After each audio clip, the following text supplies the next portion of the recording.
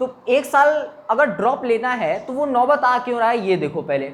अगर कोई बच्चा 11th में रख के ही बोले कि 11th 12th हम बोर्ड की तैयारी करेंगे, एक साल का हम ड्रॉप लेंगे, हमको ये नहीं समझ में आ रहा कि क्यों ऐसा, ये सवाल क्यों उठा रहा है वो। क्योंकि अगर बच्चा 11th में है और एक साल ड्रॉप लेना है, अगर नीट की तैयारी कर रहा है या आईआईटी का हम पकड़ रहे हैं, ठीक है, अगर आईआईटी की तैयारी करना है यानी कि पक्का उसको आईआईटी में जाना है, तभी तो ड्रॉप ले रहा है, नहीं तो ड्रॉप लेने का कोई मतलब। क्योंकि ड्रॉप ले रहे हो तो यही सोच के जाओगे ना कि हमको डॉक्टर या आईआईटीएन बनना है, तो ड्रॉप लोगे क्यों। अभी जब तुमको डॉक्टर ही बनना है या आईआईटीएन ही बनना है तो एक साल ड्रॉप क्यों लोगे, अभी से प्रिपरेशन अपनी स्टार्ट कर दो, हाँ कि ना। और अगर मान लो बाई चांस गलतियां हो गई, अब तुमको ड्रॉप लेना है, क्या स्ट्रेटेजी रहनी चाहिए ड्रॉपर्स के लिए, बात समझ में आ रहा हो, क्या प्लानिंग रहनी चाहिए। बड़ा सिंपल है, लोग फंसा के रख देते हैं। देखना एकदम बेसिक में बताएंगे, क्योंकि हाँ ये वीडियो कट करके डालेंगे साला, देखो। क्योंकि अभी काफ़ी सारे बच्चे जो जेईई मेंस का रिजल्ट आया अभी बस जस्ट कल परसों कल ही आया था शायद, तो अब जो है बच्चे डिसाइड कर रहे हैं कि ड्रॉप लेना है, तो उसमें बड़ा स्ट्रेस होता है, वो ड्रॉप लेना है, बड़ा स्ट्रेसिंग चीज़ होती है कि ड्रॉप लेना है। और फिर तैयारी कैसे करनी है, तो तैयारी कैसी करनी है वो हम बता रहे हैं अभी, तुम लोग भी सुन लो। एक साल में, ये बेसिकली ड्रॉपर की तैयारी नहीं है, एक साल में कैसे तैयारी करनी है वो है ये जो अभी हम बताने वाले हैं। बात समझ में आ रही है। तो पहले तो वो नौबती ना आने दो जो भी 11th 12th का बच्चा सुन रहा है कि ड्रॉप लेना है, एक साल में एग्जाम फोड़ सकते हो। और देखो कैसे तैयारी करते हैं, जैसे मान लो कि अपने पास बेसिकली ड्रॉपर का एक साल का प्लान होता है, लेकिन अभी जो सिनेरियो चल रहा है उसमें बस मुश्किल से 3-4 महीना और बचा है, फिर क्या सितंबर चल रहा है, अक्टूबर नवंबर दिसंबर जनवरी में पेपर आएगा, या शायद फरवरी में पेपर लेंगे, थोड़ा सा लेट करेंगे, 1-2 महीना लेट करेंगे, 5 महीना मान के चलो, मुश्किल से 5 महीना बचा हुआ है। बात समझ में आ रही है। क्या होता है पेपर का पैटर्न हम बता रहे हैं, किसी भी एक साल या अब प्रिपरेशन अगर जिसको करना है उसके लिए। देखो 2 फेज होता है बेसिकली, 2 फेज। एक होता है फेज सिलेबस कंप्लीशन का, सिलेबस कंप्लीट, 2 फेज होता है, एक सिलेबस कंप्लीट और एक रिवीजन का, रिवीजन। ये 2 फेज ही होता है किसी भी प्रिपरेशन का, चाहे तुम आईआईटी की तैयारी कर रहे हो चाहे तुम नीट की तैयारी कर रहे हो। बाकी हम प्रिपरेशन की बात नहीं कर रहे हैं, अभी हम आईआईटी नीट की बात कर रहे हैं, और भी बाकी में भी यही होता है, लेकिन यही 2 ही फेज होता ही है, एक सिलेबस कंप्लीशन, एक रिवीजन। ये जो टाइम होती है ये 5 to 6 मंथ की होती है, और ये वाली जो टाइम होती है ये 1 मंथ की होती है। बस यही है ही कि सिलेबस कंप्लीट हो गया, पेपर आ गया, 1 महीना पेपर में बचा है, अब सारा सिलेबस को एक साथ 1 महीने में रिवाइज कर दो और प्रीवियस ईयर क्वेश्चन सॉल्व कर दो। रिवीजन में बहुत सारी चीजें एक साथ आ जाती हैं, लेकिन जो ऊपरी एक नॉलेज कैसे ड्रॉप लेते हैं वो सिखा रहे हैं, क्योंकि ड्रॉप लेने वाला बच्चा मैच्योर हो चुका होता है। बात समझ में आ रही है। तो यही 2 चीज होता है, लेकिन अभी जो टाइम है ना, 3-4 महीना बचा है या 5 महीना बचा है, उसमें तुमको सिलेबस भी कंप्लीट करना है, रिवीजन भी करना है। तो अब सिलेबस कंप्लीशन में थोड़ा सा ना यहाँ पे स्मार्ट वे जो होता है वो आ जाता है। अब क्या करो ना, तुम एक लिस्टिंग बनाओ, physics chemistry math, physics chemistry math.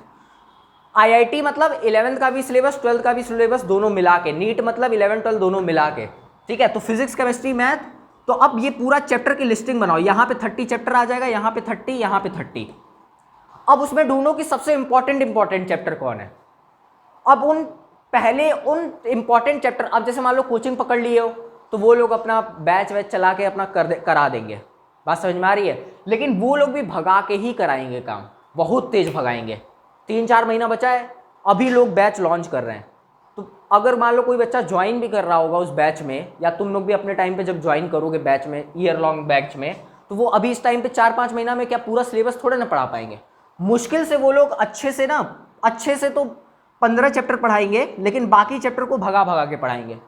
तो तुम लोग को क्या करना है, 20 चैप्टर पकड़ लो एक सब्जेक्ट में, 20 चैप्टर या 18 to 20 चैप्टर पकड़ लो, या 15 to 20 चैप्टर पकड़ लो, 15 से 20 चैप्टर, एक 15 से 20 फिजिक्स में, 15 से 20 केमिस्ट्री में और 15 से 20 मैथ में, और उसको टिक मार लो कि ये चैप्टर हम अपने तरफ से पूरा 100% करेंगे।